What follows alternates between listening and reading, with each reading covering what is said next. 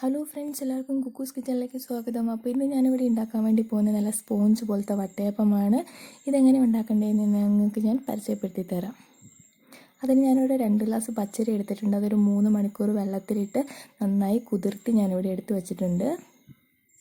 ഇനി വട്ടയത്തിന് ആവശ്യത്തിന് വേണ്ട തേങ്ങയാണ് ഇവിടെ എടുത്ത് വെച്ചിരിക്കുന്നത്. ഞാനിവിടെ ഒരു അരമുറി തേങ്ങയാണ് കേട്ടോ ചിരണ്ടി വെച്ചിരിക്കുന്നത്.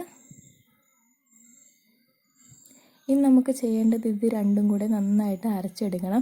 അപ്പോൾ അരച്ചെടുക്കുമ്പോൾ ശ്രദ്ധിക്കേണ്ട കാര്യം, ഈ അരി വെള്ളം ഇല്ലാണ്ട് വേണം കേട്ടോ ഇതിനകത്തേക്ക് എടുത്തിടാൻ വേണ്ടിയിട്ട്.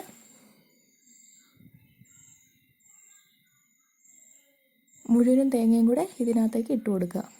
അതിനുശേഷം ഇതിനകത്തേക്ക് ഞാനൊരു 4 ഏലക്ക ഇട്ട് കൊടുക്കുന്നുണ്ട്. ഞാൻ തൊണ്ട് കളഞ്ഞിട്ടാട്ടോ ഇട്ട് കൊടുക്കുന്നത് ഇതിനകത്തേക്ക്.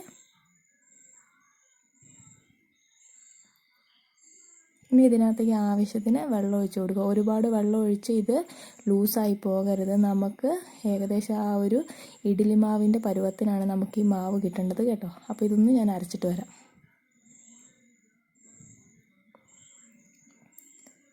അപ്പോൾ ഇതാ ഞാനിവിടെ അരി നന്നായിട്ട് അരച്ചിട്ടുണ്ട്. ഞാൻ നിങ്ങൾക്ക് കാണിച്ചു തരാം.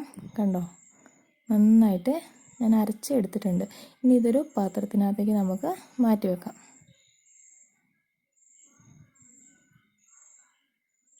ഇനി ഞാനിവിടെ ഇതിനകത്തേക്ക് ആവശ്യത്തിന് വേണ്ട ചോറ് അരയ്ക്കുന്നുണ്ട്. അപ്പോൾ ഞാനിവിടെ ഒരു അരത്തവി ചോറാണ് കേട്ടോ എടുത്തിരിക്കുന്നത്. ഇതും ആവശ്യത്തിന് വെള്ളം ഒഴിച്ച് നന്നായിട്ടൊന്ന് അരച്ചെടുക്കുക.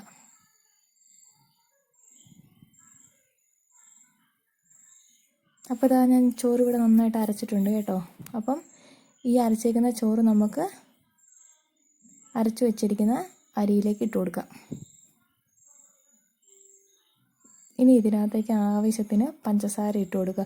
ഞാനിവിടെ ഒരു 6 ടേബിൾ സ്പൂൺ പഞ്ചസാരയാണ് കേട്ടോ ഇട്ട് കൊടുത്തിരിക്കുന്നത്. ഇനി നിങ്ങൾക്ക് മധുരം കൂടുതൽ ആവശ്യമുണ്ടെന്നുണ്ടെങ്കിൽ അതിനനുസരിച്ച് ഇതിനകത്തേക്ക് പഞ്ചസാര ഇട്ട് കൊടുക്കുക.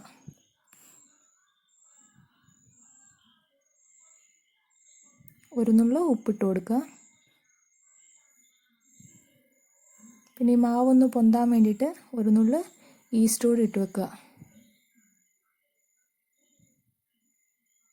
ഇനി ഇത് കയ്യോ തവിയോ ഉപയോഗിച്ച് നന്നായിട്ടൊന്ന് മിക്സ് ചെയ്തെടുക്കുക കേട്ടോ. ഏറ്റവും നല്ലത് നമ്മൾ കൈ കൊണ്ട് തന്നെ ഇത് മിക്സ് ചെയ്യുന്നതാണ് കേട്ടോ.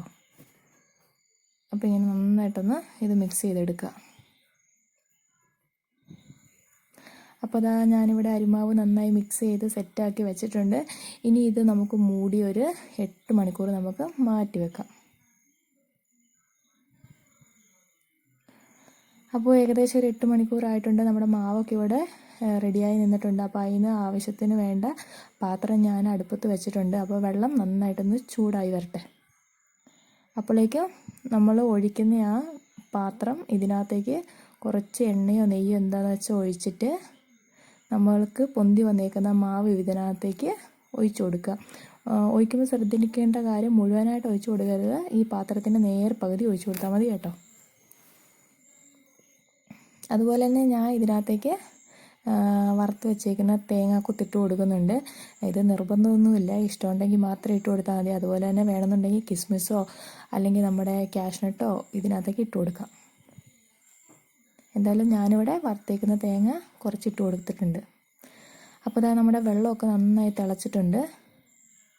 ഇനി നമുക്ക് ഇതിനകത്തേക്ക് ആ മാവ് ഒന്ന് ഇറക്കി വെക്കാം. അപ്പോൾ നല്ല ചൂടുണ്ട് കേട്ടോ പാത്രത്തിന്. അപ്പോൾ കൈയൊക്കെ പൊള്ളാണ്ടൊന്ന് സൂക്ഷിച്ച് വേണം ഇതിനകത്തേക്ക് ഇറക്കി വെക്കാൻ. ഇത് മൂടി വെച്ച് നമുക്ക് നന്നായി വേഗുന്ന വരെ ഒന്ന് വെയിറ്റ് ചെയ്യാം. അപ്പോൾ ഇതാ നമ്മുടെ വട്ടയപ്പം ഇവിടെ റെഡി ആയിട്ടുണ്ട് കേട്ടോ. നന്നായി പൊന്തിയൊക്കെ വന്നിട്ടുണ്ട്, നല്ല ചൂടുമുണ്ട്. അപ്പോൾ ഇതൊന്ന് നമുക്കൊന്ന് എടുത്തു വെക്കാം. കണ്ടോ, ചൂടുണ്ട്. ഒന്ന് തണുത്ത് കഴിയുമ്പോൾ ഇതൊന്ന് മുറിച്ച് വേറൊരു പാത്രത്തിനകത്തേക്ക് ആക്കി നിങ്ങൾക്ക് ഞാൻ ശരിക്കും കാണിച്ചു തരാം. അപ്പോൾ ഇതാ ഞാൻ ചെറിയ പീസുകളായി മുറിച്ചിട്ടുണ്ട് കേട്ടോ. എന്താ നല്ല സ്പോഞ്ച് പോലെയാ, നല്ല സോഫ്റ്റ് ഉണ്ട്. ഉണ്ടോ, നല്ല സ്പോഞ്ച് പോലത്തെ അപ്പം. എന്തായാലും വേണ്ടില്ല, ഞാനൊന്ന് ഇതൊന്ന് ടേസ്റ്റ് ചെയ്ത് നോക്കാം, എന്നിട്ട് ഞാൻ പറയാം എങ്ങനെയുണ്ടെന്നുള്ളത്.